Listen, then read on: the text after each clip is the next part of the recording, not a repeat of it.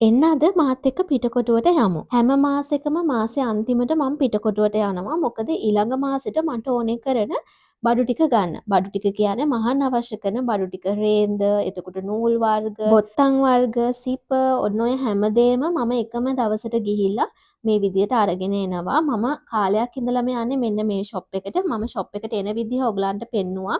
ඔයාලට ඒක බලා ගන්න පුළුවන්. මම මෙතනට එන හේතුව තමයි මට ඕනේ කරන හැම දෙයක්ම මෙතනින් ගන්න පුළුවන්. ඒ වගේම තෝරලා ගන්න පුළුවන් විදිහේ ලොකු කලෙක්ෂන් එකක් තියෙනවා. ඔයගලන්ට මම බටන්ස් එහෙමත් පෙන්නන්නම්.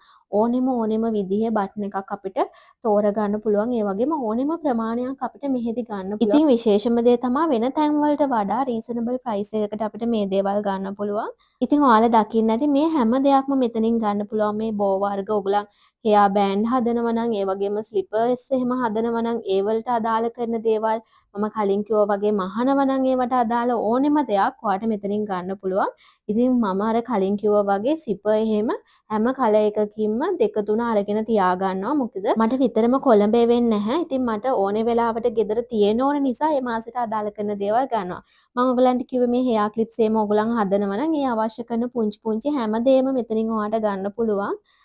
ඉතින් මෙන්න මේ වගේ දේවල් ඔය හැම දෙයක්ම තියෙනවා. මම ඔයගලන්ට කිව්වේ ලොකු බටන් කලෙක්ෂන් එකක් තියෙනවා කියලා මේ තමයි ඒ. ඒ වගේම හිතන්න ඔයාට බටන් එකක පාටක් ඕනේ කොහෙවත්ම ගන්න නැහැ කියලා.